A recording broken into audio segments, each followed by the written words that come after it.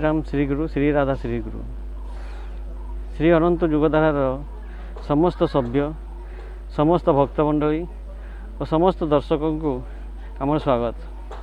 आज आम आसचंती श्री साधुवर दास पीठ परिक्रमा।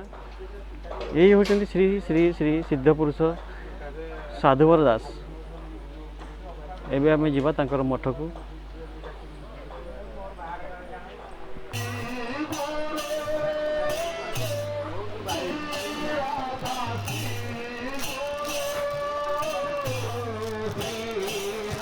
सिद्ध महापुरुष साधुवर दास पीठरे ये होचंती जगतनाथ जगन्नाथ एकाकी जगन्नाथ ये पूजा पाँच।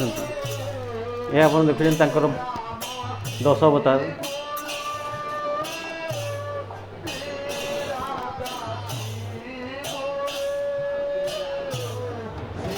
साधुवर दास तांकरी आज्ञा एकाकी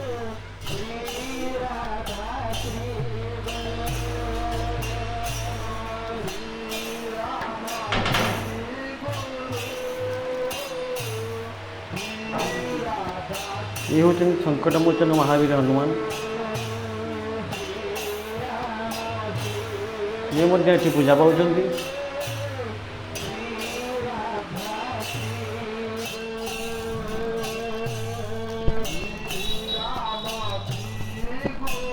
एबे आमे देखिया सही अनादि अनंत अनाहत ध्वनि यज्ञ को।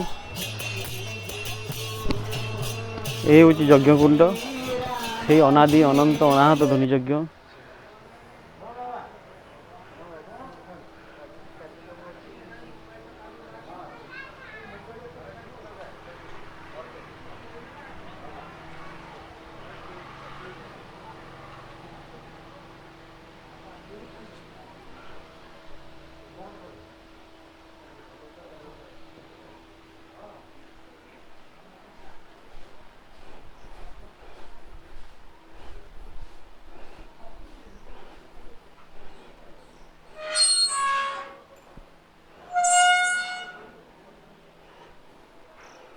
ये होचंती श्री सिद्ध महापुरुष श्री श्री श्री साधुवर दास।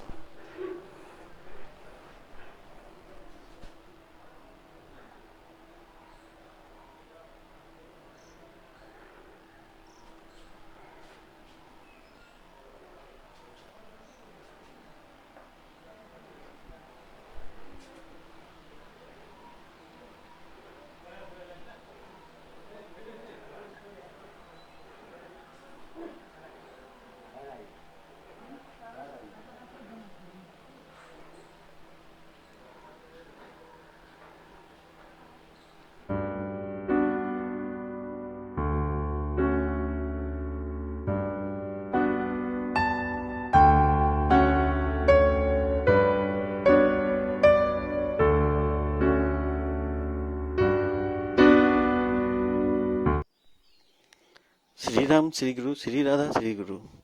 एबे आमे सुनिया को जीवा अनुभूति रे श्री साधुवर दास तांकरी नाती श्री जगन्नाथ मल्लिक ठारू।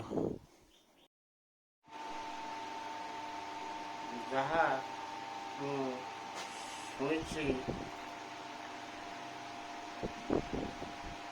1867 मसीहा पणा संक्रांति दिन पंगटा मल्लिक परिवार रे घनश्याम मल्लिक एवं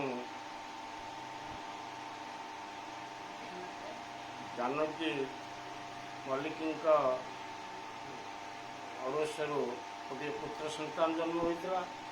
से पुत्र संतान जन्म होवार किसी क्षण पर मैं साधु आसिक सेठारे उपस्थित होते एवं से कही ये जो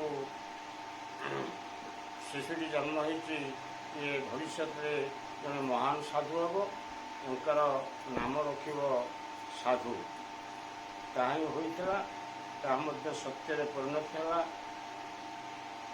उनकर बयस 50 वर्ष होगापर से गृह त्याग कर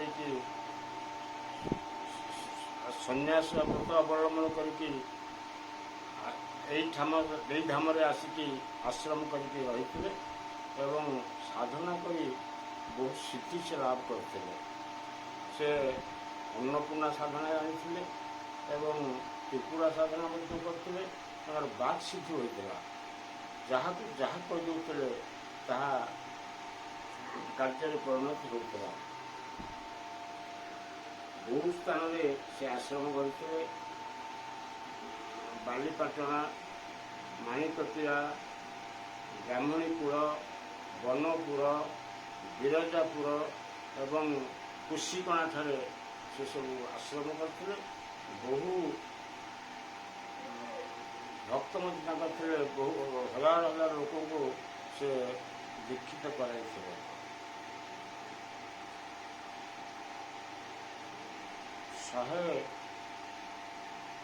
ତାଙ୍କର ଜୀବନ କାଳ ମଧ୍ୟରେ ବହୁ ଅଲୌକିକ ଘଟଣା ଘଟୁଛି।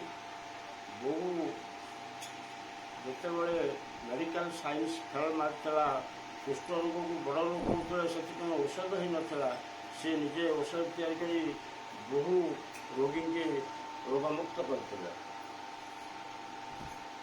ଯେତେବେଳେ ଡାଇରିଆ ରୋଗରେ ଲୋକ ପୀଡ଼ିତ ହୋଇକି ମହାମାରୀରେ ପରିଣତ ହେଉଥିଲା, ଶହ ଶହ ଲୋକ ମରୁଥିଲେ, ସେ ପାଣି ମନ୍ଥେଇ ଦେଇକି ସେମାନଙ୍କୁ ଭଲ କରିଦେଉଥିଲେ। ଏମିତି ରୋଗ ନଥିଲା ଯାହାକୁ ସେ ଭଲ କରୁନଥିଲେ। କାହାକୁ ଝାଡ଼ି ଦେଇକି, କାହାକୁ ତୁଳସୀ ଦେଇକି, କାହାକୁ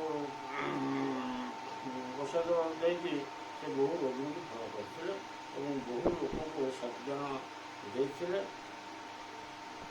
ଦୀର୍ଘ 115 ବର୍ଷ ସେ ଶେଷ ନିଶ୍ୱାସ ତ୍ୟାଗ କରିଥିଲେ। ସେ ପର୍ଯ୍ୟନ୍ତ ସେ ସୁସ୍ଥ ସବଳ ଥିଲେ। ବିନା ଚଷମାରେ ସେ ଲେଖିପାରୁଥିଲେ। ସେ ସବୁବେଳେ କୁହନ୍ତି, ମୁଁ ଯିବାବେଳେ ମୋତେ ଦେଖିବ। ସତ୍ୟରେ ପରିଣତ ହେଲା। ସେ ଯିବା ସମୟରେ ଯୋଗାସନରେ ବସି ଶେଷ ନିଶ୍ୱାସ ତ୍ୟାଗ କଲେ।